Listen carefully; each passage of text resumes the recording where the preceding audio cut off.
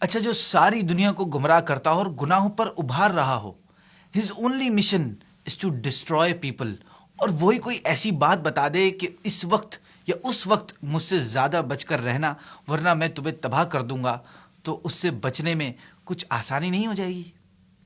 سو لسن، کہ شیطان جس کا کام ہی لوگوں کو گناہوں پر چلانا اور تباہ و برباد کرنا ہے، وہ خود اس واقعے میں، اس سٹوری میں ایسے 3 وقت بتا رہا ہے کہ اس وقت میں مجھ سے ذرا بچ کر رہنا۔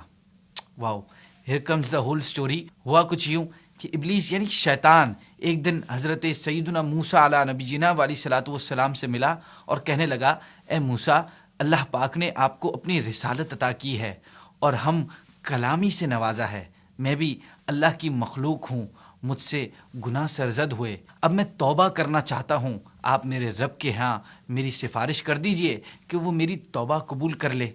جب حضرت سیدنا موسیٰ علیہ نبی جینا علیہ صلاۃ والسلام نے اللہ پاک سے کلام کرنے پہاڑ پر تشریف لے گئے تو عرض کی کہ اے میرے رب العالمین، ابلیس چاہتا ہے کہ تو اس کی توبہ قبول فرما لے۔ تو اللہ پاک نے فرمایا، اے موسیٰ، تمہاری عرض قبول ہو گئی، اس سے کہو کہ آدم کی قبر کو سجدہ کرے تاکہ اس کی توبہ قبول کر لی جائے۔ حضرت موسیٰ نے ابلیس کو جب اللہ کا حکم پہنچایا تو ابلیس غصے سے بڑک اٹھا اور تکبر کرتے ہوئے کہنے لگا کہ جب میں نے ان کی زندگی میں انہیں سجدہ نہیں کیا تو ان کے وصال کے بعد کیسے کر سکتا ہوں؟ پھر کہنے لگا، اے موسیٰ، چونکہ آپ نے اپنے رب کے یہاں میری سفارش کی ہے اس لیے میرے ذمے آپ کا حق ہے، آپ مجھے 3 موقعوں پر ضرور یاد رکھنا، میں ان موقعوں پر آپ کو نقصان نہیں پہنچاؤں گا۔ نمبر 1، غصے کے وقت، کیونکہ میری روح آپ کے دل میں اور میری آنکھ آپ کی آنکھ میں ہے اور میں آپ کے اندر خون کی طرح گردش کرتا ہوں، لہٰذا غصے کے وقت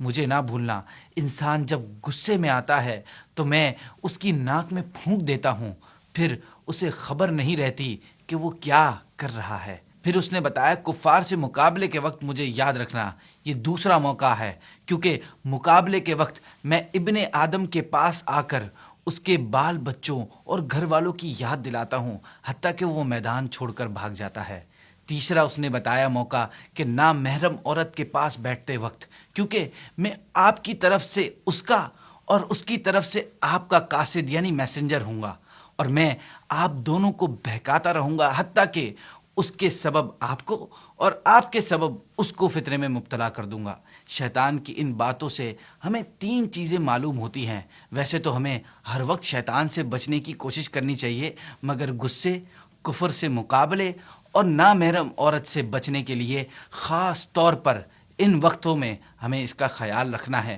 اللہ پاک ہمیں شیطان کے شر سے ہمیشہ محفوظ فرمائے، کیونکہ بھائیوں، یہ توفیق بھی ہمارا رب کریم ہمیں دیتا ہے۔ اگر یہ ویڈیو اچھی لگی ہو تو اسے ضرور شیئر کیجیے گا۔